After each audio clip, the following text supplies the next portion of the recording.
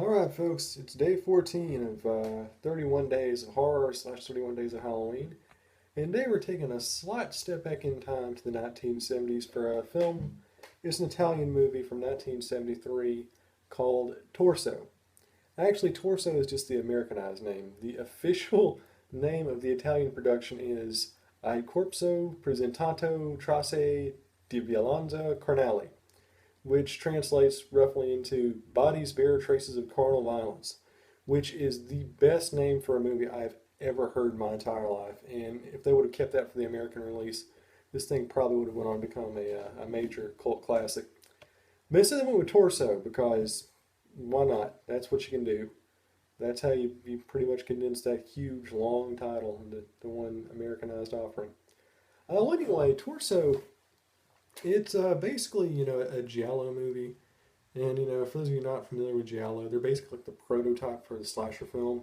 The Italian murder mysteries where you have a mysterious killer running around and he's, got sharp weapons and he's stabbing people and cutting them up and carving them up. So basically, it really is kind of the same thing as the contemporary slasher mold, except there's a little bit more emphasis on suspense and there's always like some crime caper behind it. And it's a little bit classier. It has more detective work than the average dead teenager movie. So, a lot of them really held in high esteem. Probably, the most recognizable, of course, is the work of Dario Argento. But Lucio Fulci, he also did a couple of Giallo movies pretty good. Well, anyway, Torso, I'm not going to sugarcoat it for you. It's not a good movie. It's pretty substandard in a lot of ways. It's just straight up exploitative, like cheese and sleaze. And don't get me wrong, I enjoy that. I've got nothing against that.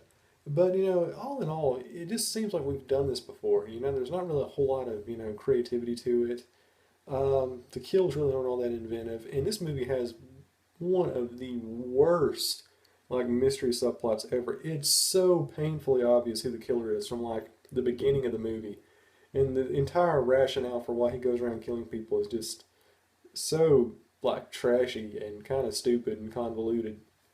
And that's no small feat considering, some of the subplots we've seen for a lot of these other slasher movies. But the one in Prom Night, God, what a terrible premise for a movie.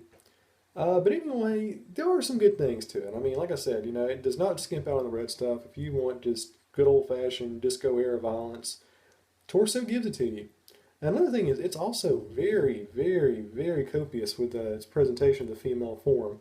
And, I gotta say, there's something about women in the 1970s. I think they're just the most beautiful in history. Like, you look at the women in 1970s movies, they have, like, the huge hair, they look like Delta Burke, they got shoulder pads. It's just ridiculous. And in the 90s, they all dress like scarecrows. 70s, though, I thought women just look absolutely just drop dead gorgeous. And there is a lot of beautiful 70s era women in this one. The entire cast, it's multicultural, too. You get a very good panoply of great looking 70s women in this movie. So, if that's something that'll goad you into watching it, I say go for it. And, it's right up there. It's a film called Bodies Bear Traces of Carnal Violence. There's a lot of violence. There's a lot of carnality. We even get some minor lesbianism, which was hugely kind of off limits back in the day. So it's kind of a pioneering LGBT work in that way, and not just exploitative, perverted nonsense. But yeah, overall, like I said, there's not a whole lot to it. Like I said, the death scenes are not really that inventive. You get a lot of flesh, but that's pretty much part and parcel of the entire genre. There's not really a whole lot of mystery to it. The music is bad. The pacing is kind of off. And ultimately, it doesn't really lead to much of anything at the end. There's not really that much good build up, but the payoff definitely isn't worth all the time you invest into it. So honestly, it's a pretty mediocre movie. There are way better Giallo films out there than this one.